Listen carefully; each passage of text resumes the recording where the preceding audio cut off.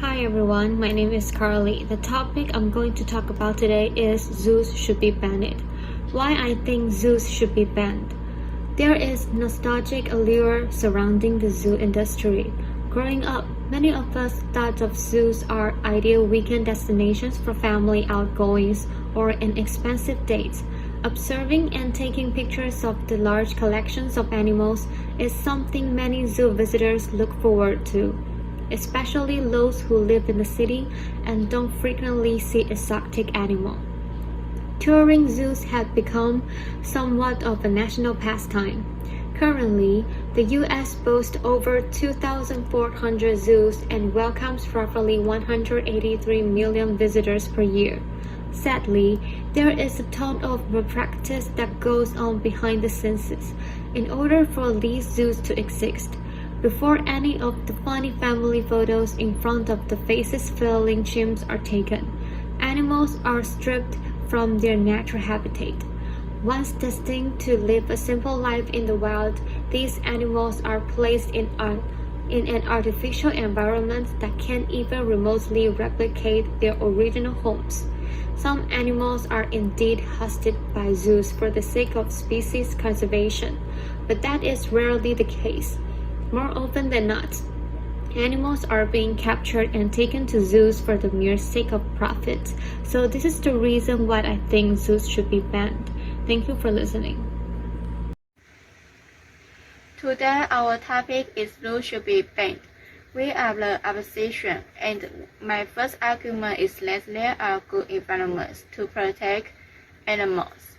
Zoos save endangered species by bringing them into a safe environment where they are protected from poachers, habitat loss, starvation, and predators, and a zoo provides an enriched habitat in which the animals are never bored, are well cared for, and have plenty of space.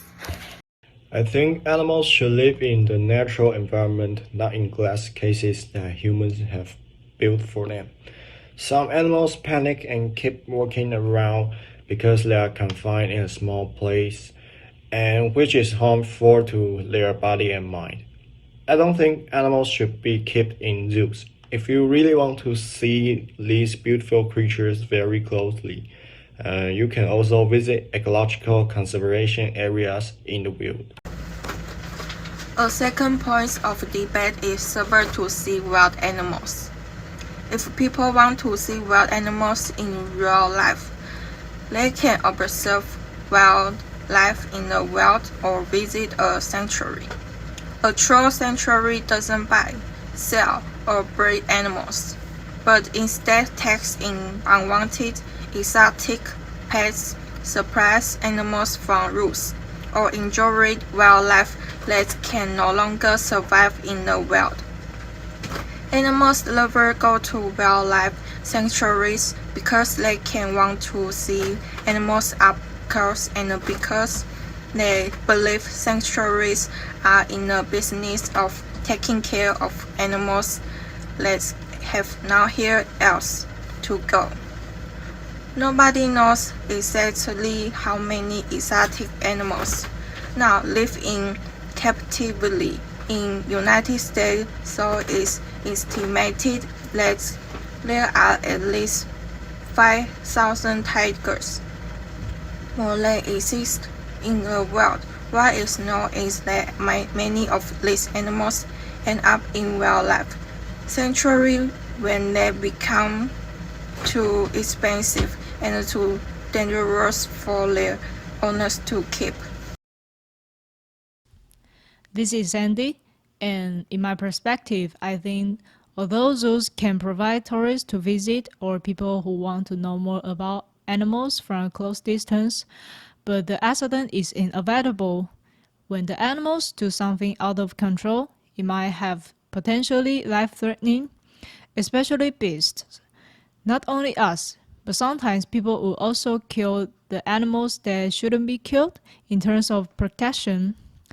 The existence of zoos has great educational significance, but when the disadvantage outweighs the advantage, then we should consider whether zoos should exist or not. My third point of debate is veterinary care is readily available as most zoos. Many zoos have what is referred to as a treatment room. It is a place where any animal can be brought in for examination so that its good health can be maintained. Veterinarians are no longer working on their own in these facilities either. Treatment teams include pathologists, technicians, zookeepers, and other specialists who can create and maintain virtually any care plan. Screening, quarantine procedures, parasite removal, and other common treatments are part of the standard care process now as well.